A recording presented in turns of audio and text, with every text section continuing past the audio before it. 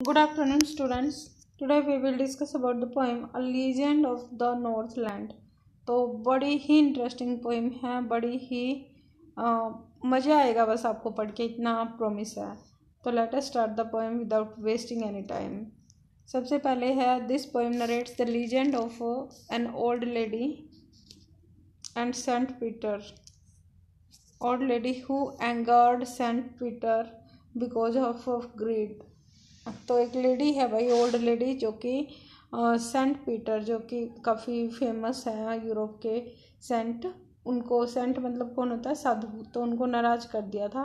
और उसके बाद क्यों नाराज़ किया था? क्योंकि लालची थी। तो आगे क्या हुआ, let us see. Away away in the north land where the houses with the hours of the day are few and the nights are so long in winter that they can't sleep them through. अब देखो, few through और winter land इसके साथ तो नहीं जा रहा है। तो राइमिंग स्कीम यहाँ पर फर्स्ट लाइन में ए है, उसके बाद बी है, फिर सी है, फिर बी है। ये हो गया few through. Reindeer, snow, clothes, clubs. कुछ खास बन नहीं रही है, बट देखना आई थिंक वो फ्री ब्लैंक या फिर ब्लैंक वर्ड्स में लिखी गई है। पोइम को स्टार्ट करें। Away away in the north land where the hours of the day are few. तो कहता बहुत बहुत दूर नॉर्थ लैंड में, नॉर्थ पोल पे जो है वहाँ पर। अब जो अर्थ है हमारी, ये 2 पार्ट्स में बटी होती है। इसको हम क्या बोलते हैं? North pole. और नीचे जो इसको साउथ पोल बोलते हैं। तो मैक्सिमम टेम्परेचर, बहुत कम टेम्परेचर होता है यहाँ पर, ठीक है। पोल्स के पास टेम्परेचर कम होता है और ऑलमोस्ट फ्रोजन होता है सब कुछ। अब ये बोला है कि नॉर्थ लैंड जो है ना, वहाँ पर क्या है, बहुत लंबी लंबी तो बेटा ना रात है। जैसे all the nights are so long in winter. Winter का टाइम है तो रातें बहुत लंबी हैं और डे के आवर्स जो हैं बहुत कम है, थोड़े से। डे जो है, दिन जो है बहुत छोटे होते हैं। That they can't sleep them through. और विंटर की रातें जो है इतनी लंबी हैं कि वो पूरी रात उनमें सो भी नहीं पाते। Where they harness is the swift reindeer. और स्विफ्ट का मतलब होता है बहुत तेज़ दौड़ने वाले, बहुत एक्सट्रीम स्पीड जिनकी होती है।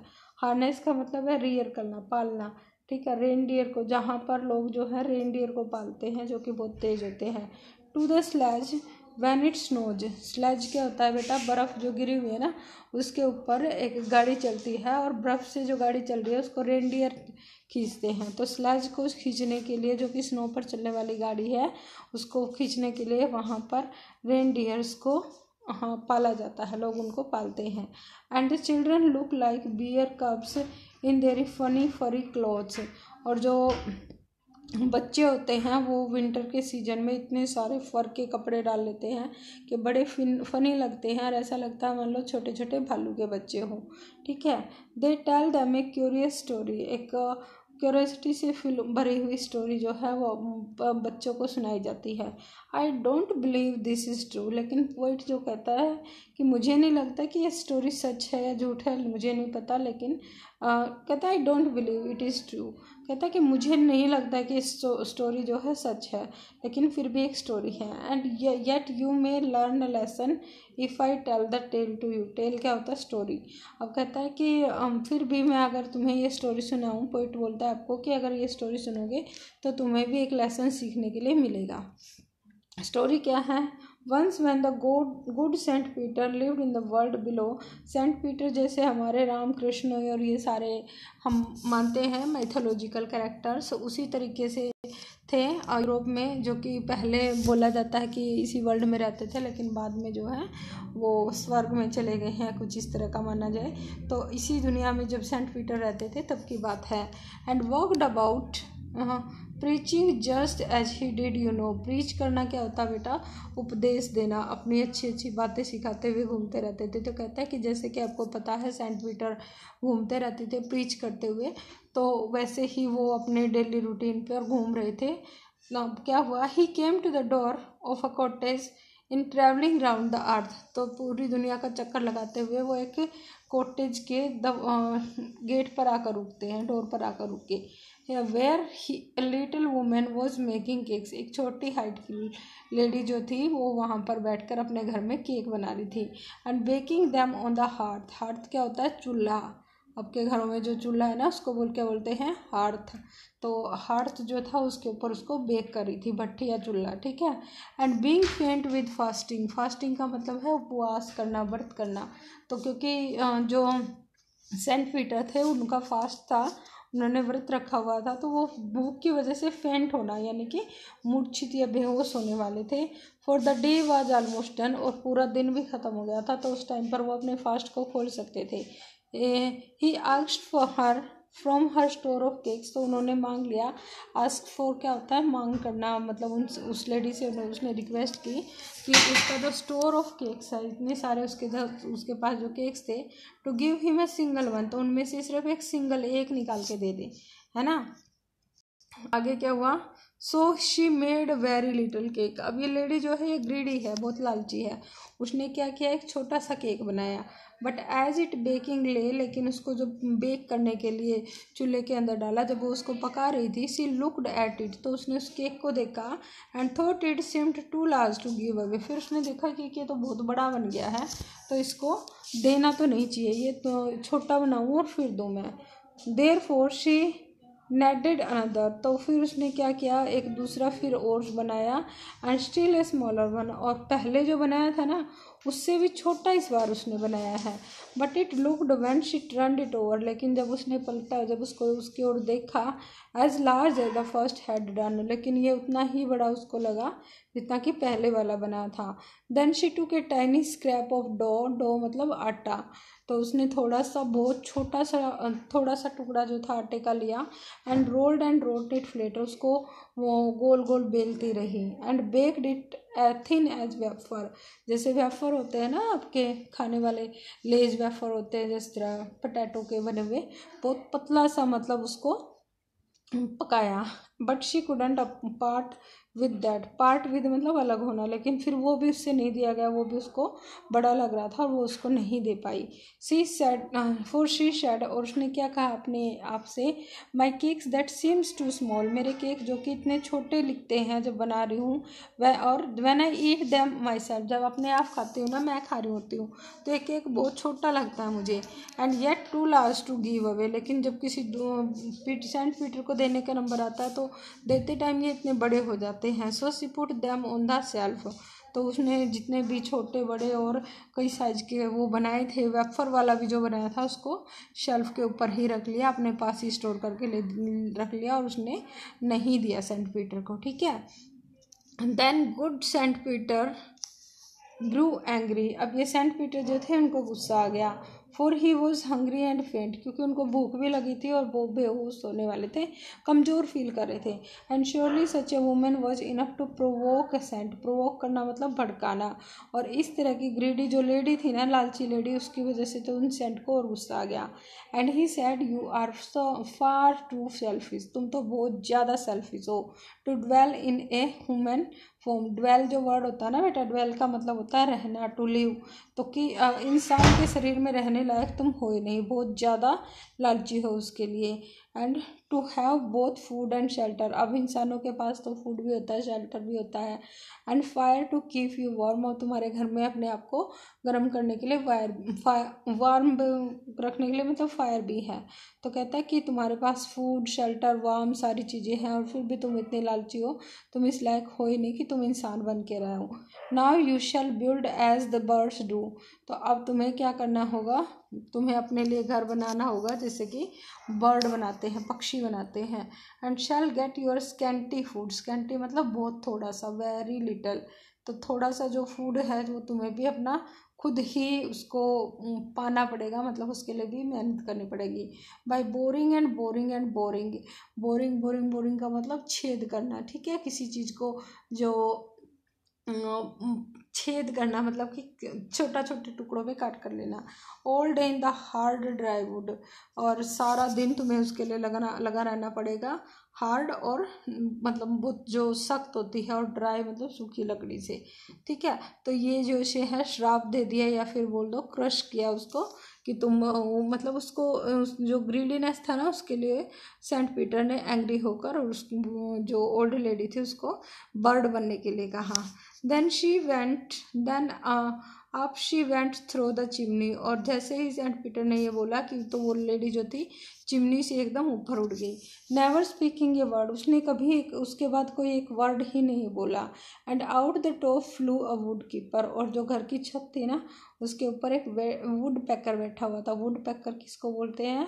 लक्कड़ बग्घा, आई थिंक शायद हिंदी में यही बोलते होंगे, पता नहीं। तो वुड पैकर आपको पता है जो लकड़ी खाता है ना, नुकीली चौंचीस की होती है। तो कहते हैं कि वो लेडी जो थी ना वो वुड पैकर में बदल गई। For she was changed to a bird, क्योंकि जैसे यहाँ बोला था ना बर्ड्स की तरह करना पड़ेगा सेंट पीटर ने, तो वो अब किस में चेंज हो गई थी? एक वुड पैकर में, यानी कि बर्ड में चेंज हो गई थी। She had a scarlet cap on her head, तो उसने ना एक स्कारलेट कैप मतलब एक मफलर जैसा कुछ अपने सिर पर बांधा हुआ था। And that was left the same, तो वो स्कारलेट जो थी वो टोपी टाइप की जो उसने बांधी हुई थी मफलर, वो सेम का सेम रह गया। But all the rest of her clothes were burned black as coal in the flame, तो जब वो चिमनी से निकल कर गई है तो बाकी के सारे कपड़े उसके जो है जल गए थे फ्लेम में, बिल्कुल कोयले जैसे काले हो गए थे। मतलब क्या है, जैसे वुड पैकर होता है ना बेटा, तो वुड पैकर का जो ये ऊपर ये पार्ट जो होता है ये तो रेड कलर का होता है, ठीक है। और बाकी जो सारा बॉडी है, मैं पता नहीं क्या बना रही हूँ, ये सारी बॉडी जो होती है वुड पैकर की वो क्या होती है? ब्लैक होती है। तो बोल रहा है कि इसके बॉडी ब्लैक किस लिए है? क्योंकि वो जो चिमनी में से गई है तो उसकी बॉडी जो थी ब्लैक हो गई, उसके कपड़े सारे जल के कोयले जैसे हो गए। लेकिन स्कारलेट जो कैप डाली हुई थी वो एज इट इज थी उसकी, ठीक है। And even every country school boy, country का मतलब यहाँ पर से है रूरल एरिया का, गांव में रहने वाला लड़का, हर किसी लड़के ने has seen her in the wood, तो जंगल में या लकड़ी या पेड़ के पास लकड़ी को काटते हुए उसको देखा है। Where she lives in the trees till this very day, आज के दिन तक भी वो वहीं पेड़ों पर रह रही है। Boring and boring for food, और अपने खाने के लिए लगातार लकड़ी को काटती रहती है। फोबी कैरी जो है इसके कौन है? पोइट है बेटा। तो अब देखो यहाँ पर एक छोटा सा डिस्क्रिप्शन है। बैलेड क्या होता है? बैलेड क्या है? सबसे पहले मैं बता दूँ आपको कि राइटिंग की बहुत सारे स्टाइल होते हैं। जैसे राइटिंग में हम पोइट्री लेते हैं, पोइम भी फिर अलग अलग तरीके से होती हैं। जैसे एक तो पोइम होती है शॉर्ट पोइम, एक को सोनेट बोलते हैं, एक को बैलेड बोलते हैं, एक को एपिक बोलते हैं। मतलब लिटरेचर की टर्म्स हैं, और आई थिंक आपको थोड़ा सा अभी नहीं जाना है उस डीप में, सिर्फ ये समझ लो कि ये पोइम जो है बैलेड है। जिस song narrating a story in short stanza, छोटे छोटे स्टेंजा में एक स्टोरी को बताती है, तो ये स्टोरी के बारे में बताया गया है ना। और ballads are a part of folk culture and popular culture and are passed on orally from one generation to next generation, ये कहीं लिखी नहीं होती लेकिन एक जनरेशन से दूसरी जनरेशन तक पास होती हैं। ओरली मतलब कहानियाँ सुनाई जाती हैं। A legend of Northland is also a ballad, तो ये भी एक बैलेड है, ठीक है। अब बेटा जैसे हमारा अगर आपने देखा हो तो किस्से बन जाते हैं बड़े बड़े, जैसे पता नहीं आपने सुना है या नहीं सुना, लेकिन एक जैसे नरसी था, कोई नरसी का बात होता था, एक किस्सा मैंने सुना है, हमारे बचपन में था। या फिर बहुत सारे इन जो हरियाणवी कल्चर है इस तरह की चीज़ों से भरा पड़ा है। दैट इज़ बैलेड, जो कि गा कर सुनाई जाए, एक स्टोरी होती है, ठीक है। अब लीजेंड क्या होता है? ग्लोसरी देख लो, ओल्ड ट्रेडिशनल स्टोरी, पुरानी कहानी, ठीक है। सेंट पीटर कौन थे? एन अपोस्टल ऑफ क्रिस्ट, ठीक है। मतलब जो ईसा मसीह थे ना उनके खास कुछ। प्रोवोक टू मेक एंग्री, उकसाना, इस तरह का मीनिंग है। क्वेश्चन आंसर है बेटा, एक बार मैं ये क्वेश्चन आंसर दिखाई देती हूँ आपको। तो फर्स्ट क्वेश्चन है what did Saint Peter ask the old lady for, what was the lady's reaction, क्या मांगा था? तो सेकंड से स्टार्ट कर दिया, चलो कोई बात नहीं, देख लो इसको। सेंट पीटर ने केक के लिए पूछा था और लेडी ने क्या किया? वो सेल्फिश थी, उसको बड़ा लग रहा था, नहीं दे पाई। विच कंट्री नॉर्थलैंड कौन सी होते हैं? तो पोल्स के पास मैंने आपको बताया था वो कंट्रीज हैं जहाँ पर कि डेज जो हैं शॉर्ट हैं, बहुत कम छोटे होते हैं और दिन बहुत बड़े होते हैं। How did she punish her, उसको बर्ड बना के पनिश कर दिया। How did the woodpecker get her food? By boring and boring the wood. Do you think the old lady would have been also so ungenerous if she had known how who Saint Peter really was? क्या उसको पता होता तो सच में वो ऐसे करती? उसके पास इतनी पावर ये कर देगी? नहीं करती, उसको डर होता ना बेटा। What would she have done then? अगर ऐसा पता होता कि ये इतने मतलब जिनके इनके पास इतनी पावर्स है, इतना शक्तिशाली हैं, और उसके बाद अगर उनको पता चलता कि ये जो पर्सन है इस तरह का, तो उसको घर बुलाती, बड़े प्यार से खिलाती है ना, होता है ना ऐसा। अच्छा, इज द स्टोरी ट्रू? क्या स्टोरी ट्रू है? और which part of the poem do you feel is the most important? सबसे पहले मोस्ट इम्पोर्टेंट पार्ट अपने अकॉर्डिंग अलग अलग हो सकता है। मेरे अकॉर्डिंग जब सेंट पीटर जो है उस लेडी को उसकी ग्रीडनेस के लिए उसको पनिशमेंट देते हैं, उसको बर्ड में चेंज कर देते हैं, वो इम्पोर्टेंट है। Is is true? It can't be true because these things are can't happen in real life. ये मेरा आंसर है, आप बताना अपने अकॉर्डिंग क्या है। नेक्स्ट है what is a legend? Legend क्या होता है और उसका बताना है। तो लीजेंड की आपने ऊपर डेफिनेशन देख ली थी। और क्या वाई दिस पोइम इस पोइम को क्यों बोला गया है लीजेंड? देखो लीजेंड क्या था? Old traditional story. तो ओल्ड ट्रेडिशनल स्टोरी ही है, पुराने टाइम में सेंट पीटर पता नहीं कब कहाँ कैसे हुए थे, और उसके बारे में कहानी है, उसकी जो पावर थी उसको डिस्क्राइब किया जा रहा है। अच्छा, what right a story of a legend of Northland in about 10 sentences. ये जो पोइम पढ़ी है इसको 10 सेंटेंसेज में इंक्लूड करके अपने आप लिखना है, ठीक है। Let us look at the words in the end of second और fourth line. Snows, clothes, true, you, below, no. ठीक है, ये चीज़ें राइमिंग हो रही हैं, और true rhyming with rhyme with no.